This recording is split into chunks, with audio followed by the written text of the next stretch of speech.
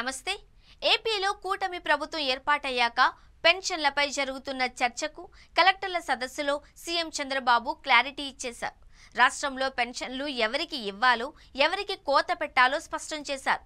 అలాగే అనర్హులకు పెన్షన్లలో కోత విధించే విషయంలో మార్గదర్శకాలు కూడా ఇచ్చారు.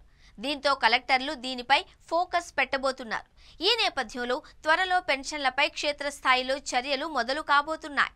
ఇవాళ పంచాయతీరాజ్ గ్రామీణాభివృద్ధిపై రెండవ రోజు కలెక్టర్ల సమావేశంలో సీఎం చంద్రబాబు నాయుడు పెన్షన్లపై స్పందించారు. రాష్ట్రంలో వివిధ సామాజిక పింఛన్లు అర్హులకు అందేలా, అనర్హులను తొలగించేలా కట్టుదిట్టమైన చర్యలు తీసుకోవాలి అని కలెక్టర్లను ఆదేశించారు. ఇందుకు సాంకేతిక, హైబ్రిడ్ విధానాలను వినియోగించి ఫిజికల్ వెరిఫికేషన్తో అనర్హులను తొలగించాలి అని సూచించారు. ముఖ్యంగా వికలాంగులకు జారీ చేసే సదరం సర్టిఫికెట్ల జారీలో అక్రమాలను పూర్తిగా నివారించాలి అని కలెక్టర్లకు చంద్రబాబు ఆదేశాలు ఇచ్చారు. సర్టిఫికెట్లు జారీ చేసే డాక్టర్లు మెడికల్ బోర్డు మార్గదర్శకాలు సక్రమంగా పాటిస్తున్నారా లేదా పరిశీలించాలి అన్నారు. ఎక్కడైనా సదరం సర్టిఫికెట్ల జారీలో మార్గదర్శకాలను ఉల్లంఘిస్తే సంబంధిత డాక్టర్లపై చర్యలు తీసుకోవాలి అన్నారు.